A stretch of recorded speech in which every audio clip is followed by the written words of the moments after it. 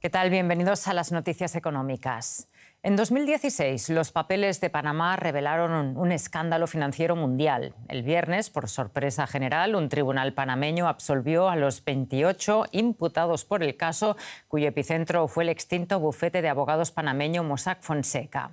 La jueza Valoisa Martínez absolvió a los imputados por estimar que las pruebas recabadas en los servidores del despacho de abogados no permitieron tener certeza de su autenticidad e integridad ni determinaban la responsabilidad penal de los acusados. Entre las personas absueltas están los fundadores del despacho, Jürgen Mossack, de origen alemán, y Ramón Fonseca, fallecido el pasado 9 de mayo. Ambos estaban acusados de organizar una trama de blanqueo de capitales y evasión de impuestos y se enfrentaban a penas de 12 años de prisión.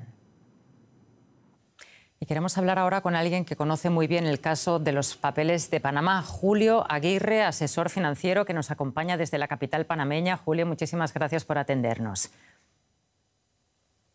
Hola Rosa, ¿cómo estás? En primer lugar, resulta difícil comprender la absolución de los acusados en este caso. ¿Cómo hay que entender la sentencia? ¿No supone una bofetada a la lucha contra el lavado de dinero y la evasión fiscal? Bueno, lo que pasa es que es importante considerar que la presentación del caso como blanqueo de capitales, como lo llaman en Panamá, frente a los acusados, que eran los que creaban las compañías, no está dentro de la línea de lo que representa ser sus responsabilidades. Entonces, de ahí es donde viene la parte contradictoria de, muchos dicen, se utilizó para lavar, esos son verbos distintos a decir crear una empresa. Esa comparación es la que, si no se presentaba conforme a la expectativa de muchas personas, crea lo que hoy día tenemos, una mala presentación del caso.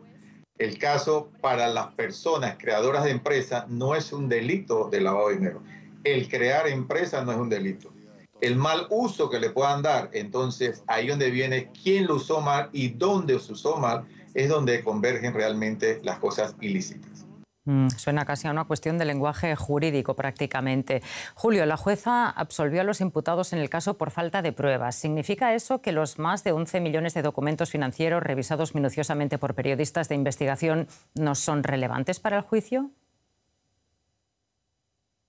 Bueno, mientras no siga el debido proceso como se manifiesta en la misma sentencia, por supuesto no se puede utilizar.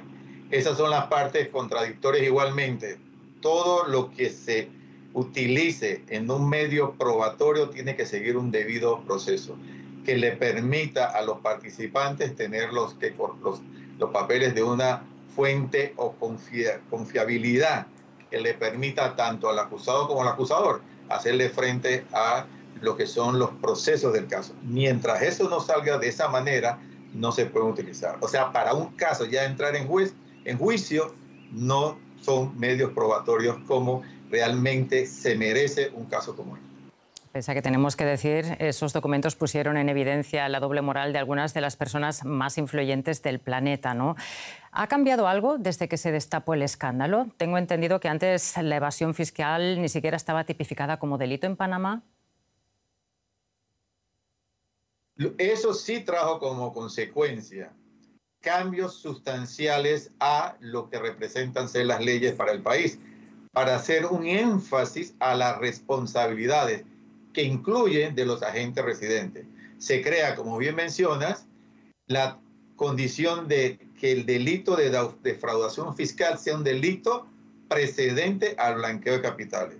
Dos, en el año 2016 se crea la obligación que las empresas offshore tengan registros contables que permitan la asistencia a los diferentes países frente a investigaciones derivadas del delito.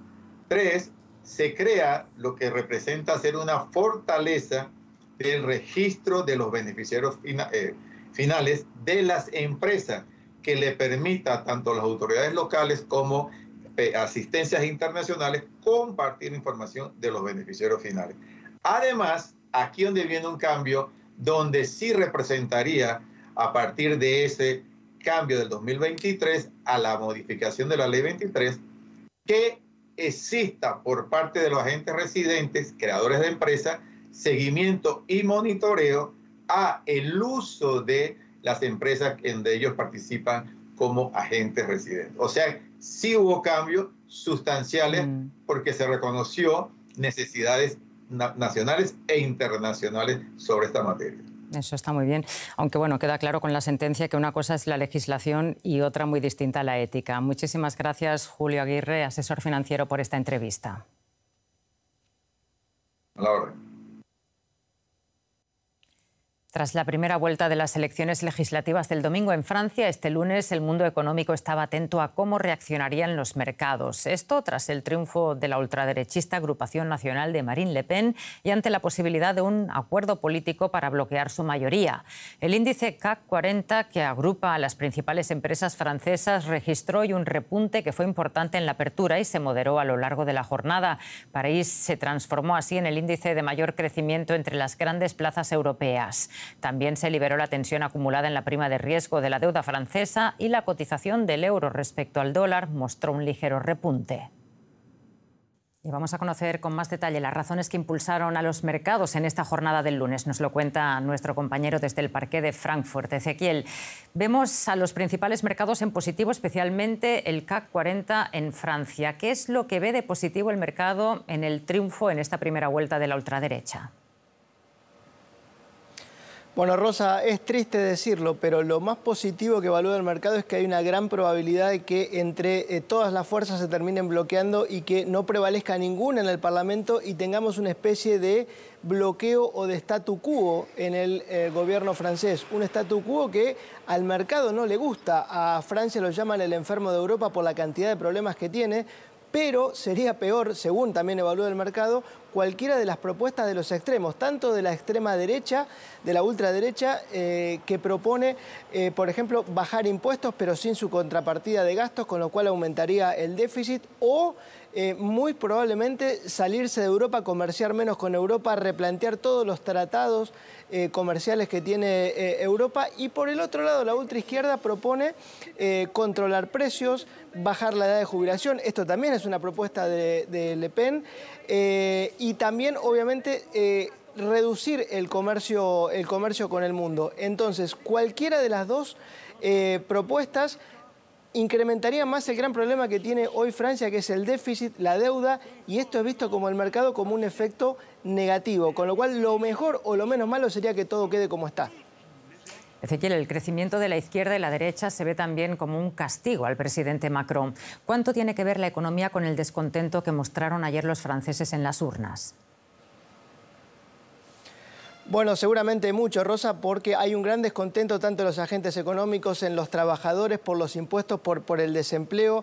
Para las empresas también es muy difícil hoy trabajar en Francia y un gobierno que no le da soluciones. Además, es el Estado, el gobierno más grande del mundo. Esto no es una manera de decir, es literalmente el Estado más grande del mundo. 57 puntos del Producto Bruto, lo que le genera un enorme déficit que cerró en 5,5 puntos del producto, va a ser 5,7 o 5,9 este año. Recordemos que ya recibió una advertencia de la Unión Europea diciendo no están cumpliendo con los objetivos que teníamos en la Unión, justamente uno de los países fundadores, y cuando hay un gobierno tan deficitario produce en la economía el efecto se llama crowding out. El gobierno es el que se toma todo el crédito, el gobierno hace que aumente las primas de riesgo y para las empresas es muy difícil poder financiarse. De hecho, en el índice de Doing Business, que se llama qué tan fácil es hacer negocios en Francia, Francia está en el puesto 33. Hoy el nivel de deuda está en el 110%. Recordemos que en los años 90, cuando estaba comenzando todo la Unión Europea, tanto Francia como Alemania tenían niveles de deuda similares. Hoy el nivel de deuda francés es el doble que el alemán respecto del producto. Pero bueno, como decíamos, la situación es muy mala, pero las ofertas que hay podrían empeorarla. Nos lo has contado todo muy clarito. Muchísimas gracias por el análisis, Ezequiel.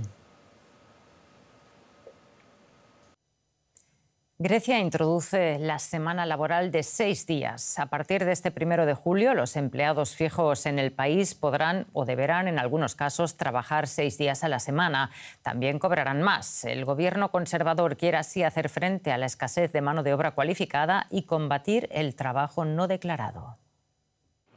En Grecia falta mano de obra sobre todo en el turismo, pero también en muchos otros sectores. Esto frena en gran medida el crecimiento económico. La solución es, por tanto, trabajar más. En adelante, los empleados fijos podrán trabajar un día más a cambio de más dinero. La falta de mano de obra cualificada es el problema número uno de la disminución de la productividad, porque las empresas no pueden contratar a las personas adecuadas. Este es el problema número uno, incluso en tiempos de crisis que vemos en todo el mundo. Así que está muy claro que si se resuelve ese problema, las empresas serán más productivas y crecerán más. Según Eurostat, los griegos son los que más horas trabajan a la semana en la Unión Europea, con 39,8. Los alemanes, en cambio, solo trabajan una media de 34 horas semanales. Aquí se habla incluso de una semana de 4 días para que los empleados puedan ser más productivos. Pero también hay escasez de mano de obra cualificada, por lo que algunos empresarios exigen poder aumentar la jornada laboral temporalmente y para determinadas áreas. Puedes aumentar la productividad trabajando 38 y 48 horas. Puedes hacer funcionar tus procesos 24 horas al día, 7 días a la semana. Puedes hacer funcionar tus máquinas quizás durante el fin de semana. Sobre todo, si hay que terminar un trabajo rápidamente o en momentos de alta productividad, también en Alemania muchas empresas estarían a favor de ampliar la jornada laboral más allá de las 8 horas. Es posible que el modelo griego siente pronto un precedente en otros países. Ya ven, aquí en Europa hay de todo, desde 4 a 6 días laborales. Y hasta aquí el segmento de economía. Podrán ver estas y otras noticias en nuestras redes sociales. Gracias por acompañarnos.